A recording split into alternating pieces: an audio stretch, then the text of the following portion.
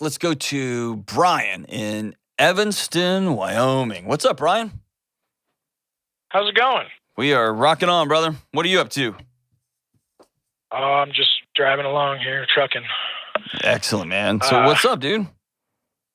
Well, I just had a question. How do I get over my hate and just contempt for my ex-wife?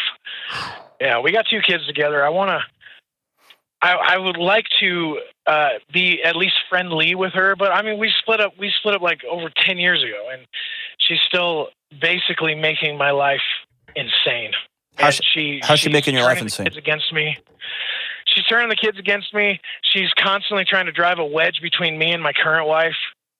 And it's just really, it's not, it's putting a negative impact on my entire life.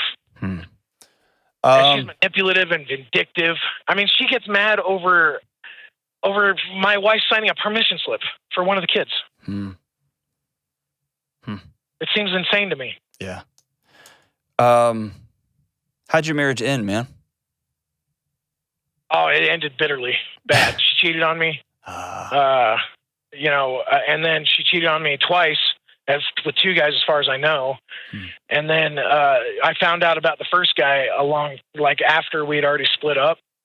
And I found out about this other guy, and it just devastated me because we stayed married another 3 years after that guy, and she was able to look me in the eye and lie to me for years.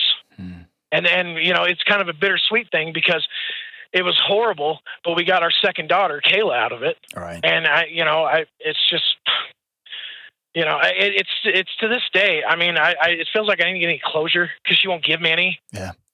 She just wants me to die alone and miserable. Yeah. And she's doing her best to make it happen. Why? Can I ask you a couple of hard questions? Do it. Why do you give her this much power? I don't know. I get she's raising hell with the kids. That's hard.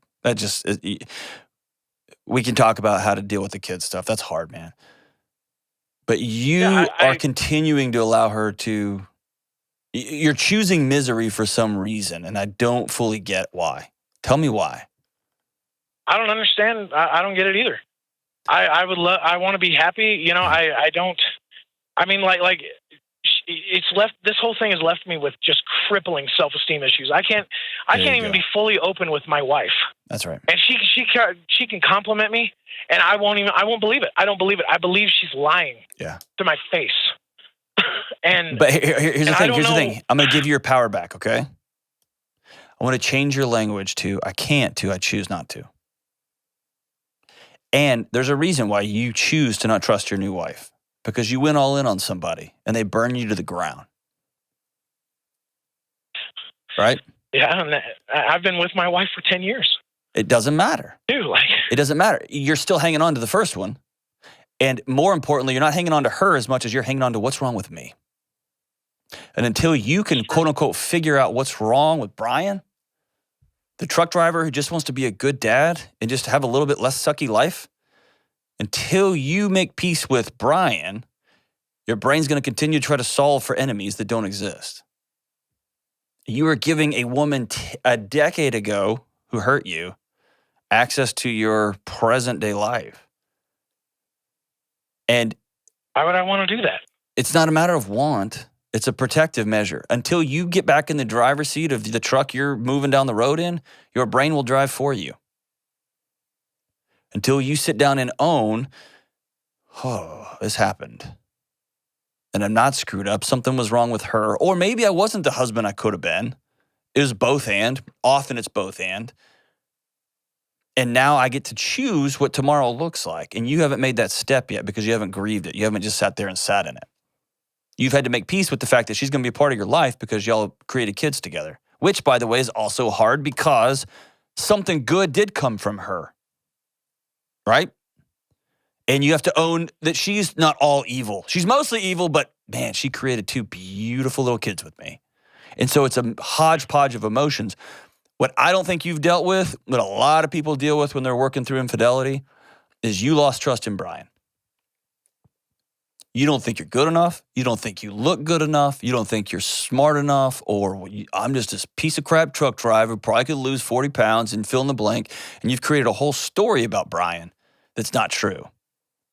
And then you go through your life looking for ways the world can back up the story, the narrative you've created about yourself. And the world's happy to do that. If you just made more money, if you just looked better, if you just didn't do this. And your ex-wife's happy to throw some gas on that fire. Yeah, she is. You know what I mean? Yeah. You have to make peace with Brian. You have to begin to trust Brian. And when you trust Brian, then you can trust other people. Because your brain's How do I even begin to do that? Number one, you got to choose. Nope, let me back up. Number one, you got to own reality, and you haven't done that. Your wife cheated on you, period. Your wife hurt you bad, and she lied to your face. People are capable, not all of them, but some people are capable of incredible dishonesty and incredible disloyalty. And it happened to you. You got hurt. You got to own reality. And you probably have to own some crap that you did along the way, right? Is that fair? You weren't perfect as a husband? Maybe you were. Shoot, maybe you were. I mean, nobody's perfect. But I mean, you know, I didn't cheat on her. I didn't hit her. We raised our family. I supported the family. Yeah. I don't know what else I could have done different. Maybe I'm emotionally unavailable. I get that from my wife all the time. Sure. Okay. All right. So let's stop. That's a problem. I'll give you that. There you go. So, and again, I'll give you emotional unavailability is a protective measure because your body remembers, hey, we were emotionally available once and it got us killed. So let's put that away. Right? The sucky part about where you are is the only way forward is choosing to possibly get hurt again. That's the only way.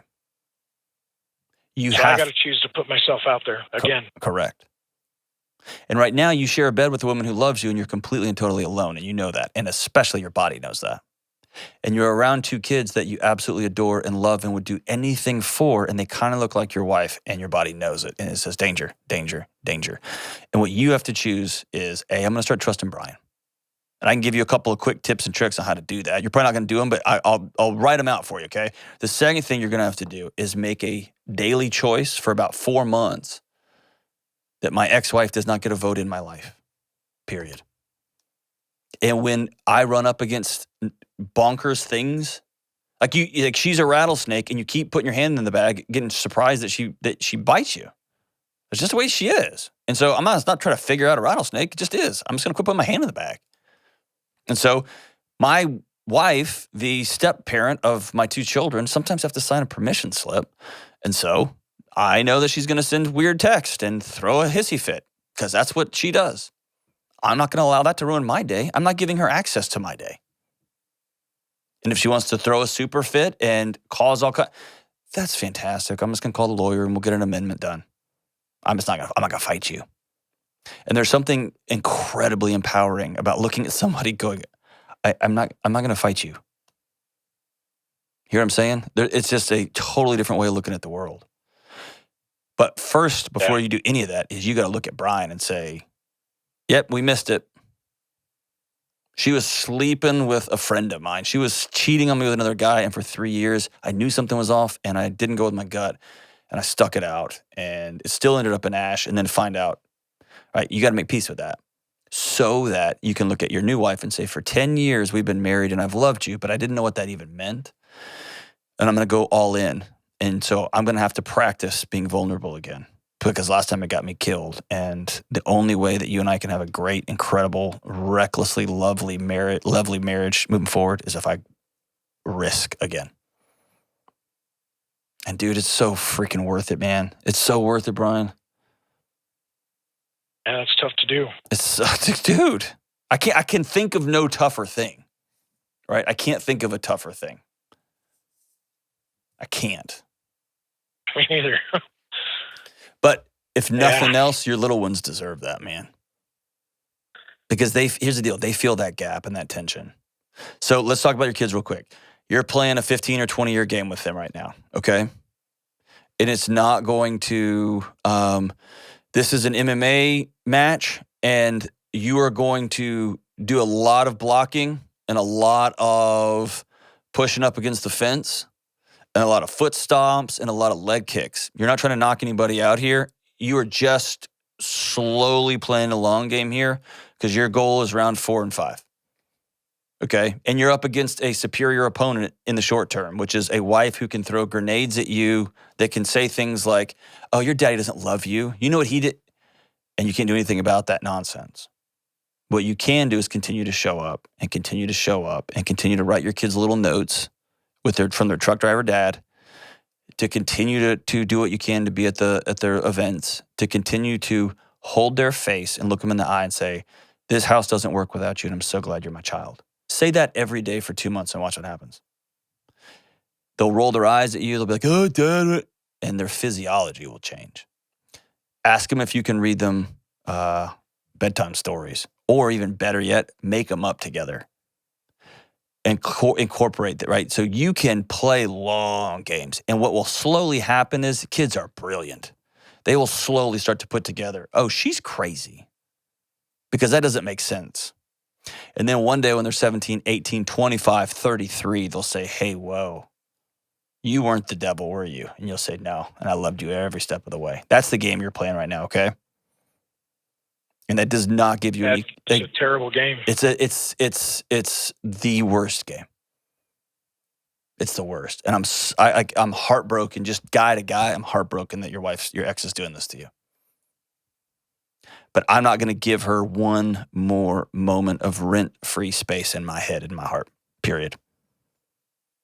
Especially when not one thing she's doing is surprising me. Yeah. Like, you know what I mean? Same crap. Same stuff. All the time. Yeah. It's like every time you walked in to see me, I just hit you in the mouth. Like the 48th time, you'd be like, quit hitting me. And I'd say, I hit you every time. Quit walking up this close. You know what I mean? At some point, we're both at fault. And so I'm just going to make that choice.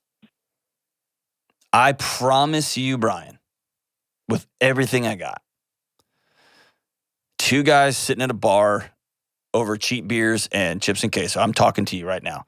I promise you, your way forward with telling your new wife of a decade, I'm going to try something different, and I'm going to need you to help me, and we're going to come up with a new language on when I start withdrawing.